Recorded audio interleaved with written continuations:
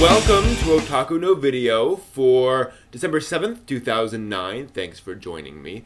A little later, a review of a rather weird 1984 anime called Lensman. Quite interesting. First, some news. Lots of announcements recently. Madhouse has started work on an anime of Yojohan Shinwa Take, which in the grand tradition of anime titles doesn't sound at all like the actual translation. Compendium of the 4.5 Tatami Mat Legend. Nah. It'll be directed by Masaki Yuasa, who directed Kaiba and Mind Game and lots of other weird stuff. And by the way, if you haven't watched Kaiba or Mind Game, please do yourself a favor and do so. So it should be weird, which is good. We don't get enough weird anime. There's a live-action Moyashimon to be aired next year. For those who haven't seen, Moyashimon is an anime about a guy who can see germs. I'm not making that up. The awesome folks behind Read or Die and Kamichu are now working on their own anime movie. Awesome. Should be called The Space Show, and it's going to be about 5 kids' summer vacation. So think like a Summer Wars, sort of Ghibli-esque type thing. The official site is now launched at uchushow.net. That's UCHUSHOW.net. You can see some of the character designs and stuff there, and lots of Japanese.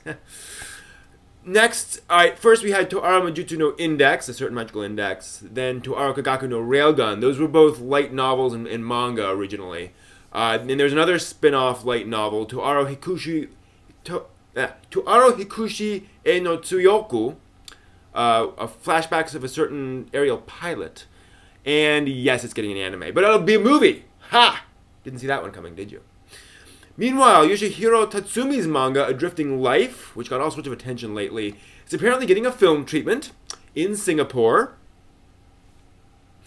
Now, A Drifting Life, if you're not familiar with it, is a semi-autobiographical work. Tatsumi was one of the inventors of the Gekiga field of manga, which was this attempt in the 70s to make raw and edgy and serious, true-to-life kind of manga, as opposed to the more light action-adventure stuff of the time. And so A Drifting Life is more, it's kind of like Blankets, if you've seen that it's a graphic novel. You know, it's not a comic, it's a graphic novel. So, anime, cool. Funimation has, I'm not sure what Funimation has. They've announced they've licensed an animated film called Guardians of Luna, which hasn't even entered production yet. So, I think they're producing an animated film. I think. Now, they got some cool folks working on it. Michael Reeves, who was a writer on Batman the Animated Series and Gargoyles and Teenage Mutant Ninja Turtles, as well as character designer Cindy Yamauchi, who worked on Gungrave and Black Lagoon. So, you know, good credits there. We'll see how it goes. The premise sounds pretty straightforward, but fine. There's also another trailer out there for Gundam Unicorn, which will be dropping in February of 2010.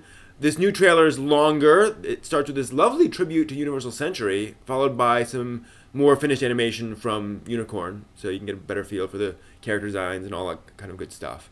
There are some kind of, I would say, mild spoilers for Universal Century in there, so just FYI. Finally, more Code Geass, but not quite what you might expect. It all started with this, there's this weird message on Bandai's mobile phone website saying, more Code Geass is coming, signed 0.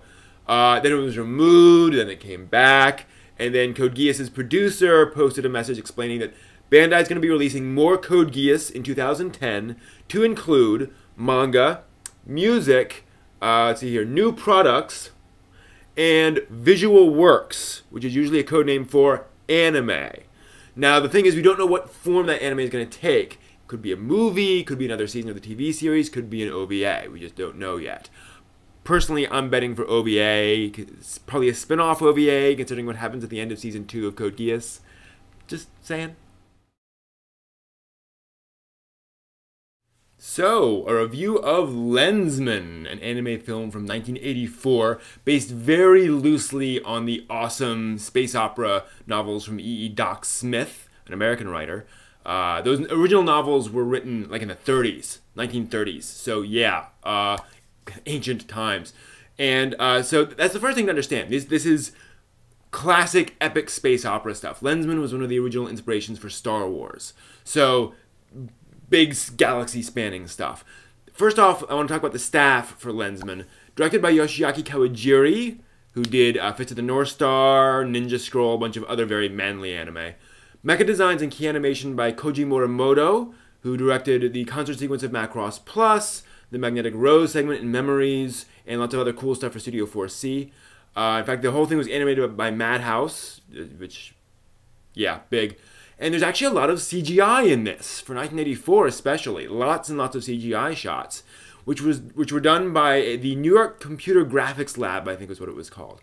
This is the core group that would later go on to form Pixar. So let's talk about brass tacks here in terms of the 2D anime animation. It's 80s anime, 80s action animation. If you're used to that style, fine, you'll have no problems with it. But it is very much 80s, you know, kinetic movement. Now, the animation is more realistic. The character designs don't go super deformed or anything. But it does have that sort of 80s stylization. Thanks to Madhouse, the characters are pretty well on model all the time. So they don't go from, you know, small eyes in this shot to big eyes in this shot, or smaller, bigger eyes. You know what anime is like. The art direction in terms of color choice and so forth, they went for this very dark palette, which works very well. Everything's quite visible and clear as to what's going on. So there's some bright colors here and there. They didn't go too experimental and art house, which again, for a big epic space opera story, is a very good thing. Overall, the direction, it's weird. I mean, for a big action story, basically kid stumbles upon magical artifact and goes on to save the universe.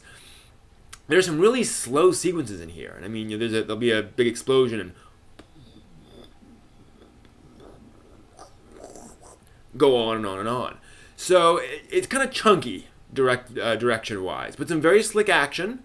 And the action sequences have a very, very high sheet count or cell count. So they're definitely pretty to look at. It's just, it's kind of stilted and it kind of jumps back and forth weirdly. Getting into some writing stuff, the characters, I can't call their relationships particularly realistic, but then again, this is a big epic space action story. I mean, the characters aren't going to be, you know, hugely complex, you know, British characters. So that's cool. And the characters, at least they slot into their roles pretty quickly and pretty effectively. So no complaints there. Overall writing quality, I mean, I'll admit the dialogue is bland. I mean, most of the dialogue sequences are, I need to know this. I'm going to talk to you. I'm going to reveal this information, and then we move on. Kind of dull. But, you know, that's I mean, I want to say that's fine because it is an epic space opera story, but I've seen space opera done much better than this in terms of dialogue and such. So that is a shame. Although this came out like a year after Return of the Jedi, so you know. The reality of it is, again, it's like Star Wars. We're gonna throw cool universe stuff at you. This is a giant universe. We're gonna throw you weird aliens and stuff. There's these. In the middle, there are these snails, giant snails that spit webs at you. Yeah, it's pretty trippy. And, I mean, overall, the reality is as consistent as any sort of Star Wars-ish space opera thing, where here's a giant slug, slaver, trade merchant villain guy. And he's taking you to a pit with teeth. Okay. Some technical stuff. Voices. This is a streamlined dub. Now, I don't mind. It's a Carl Maychek dub. I don't mind Carl Maychek dubs. I've heard very good Carl Maychek dubs. The problem is a lot of these, the voices are pretty dry and just dull, frankly. There's some over-the-top voices that are actually awesome. So, kind of a mixed bag voice-wise. Kind of a typical dub for the time. I think it was dubbed in the early to mid-90s. So, again, typical for anime at that time. It could have been much better, but you know. We forgive the history, we forgive the past for what it was. Music is typical 80s synthesizer anime junk. Sorry. Overall, I mean, it's a very hackneyed story, but again, it's an epic space opera story. The direction kind of jumps back and forth between action, no action, bland writing.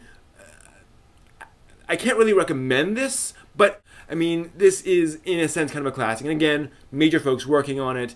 Cool action sequences, cool concepts, and so forth. So, you know, hey, at the end, there's a giant tentacle creature that tries to take over the universe.